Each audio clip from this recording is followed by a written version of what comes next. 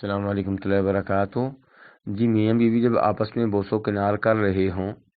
تو کئی دفعہ جو پانی نکلتا ہے مرد کا یا عورت کا اسے مزی کہتے ہیں، اور کئی دفعہ جو نکلتا ہے اسے منی کہتے ہیں۔ مثال کے طور پہ آپ مرد کو لے لیں، اگر اس کے قطرے ڈھیلے انداز سے نکل رہے ہیں اور قوت کے بغیر، طاقت کے بغیر نکل رہے ہیں،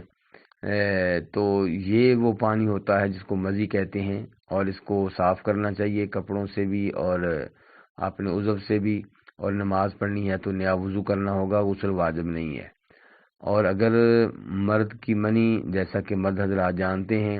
قوت کے ساتھ، طاقت کے ساتھ اچھل اچھل کر نکلتی ہے، وہ ہے تو پھر ظاہر ہے غسل واجب ہو جائے گا۔ تو یہی صورتحال عورت کی ہے کہ عورت کی جو منی ہوتی ہے وہ کچھ زرد سے رنگ کی ہوتی ہے، پتلی سی ہوتی ہے، اور وہ اگر یہ سمجھے کہ اس کی منی نکلی ہے، جس کے بعد آپ یہ بھی جانتے ہیں سب حضرات کے منی نکلنے کے بعد مرد یا عورت ڈھیلے سے ہو جاتے ہیں، ایسی لگتا ہے جیسے ان میں طاقت ہی نہ ہو، تو اگر وہ پانی نکلا ہے تو پھر غسل واجب ہے۔ اور اگر جیسے مرد کی مزی نکلتی ہے ایسے عورت کی مزی نکلی ہے کہ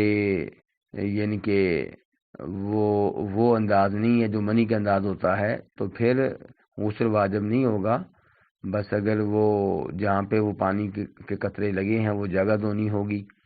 اور نماز پڑھنی ہے تو وضو کرنا ہوگا، واللہ عالم۔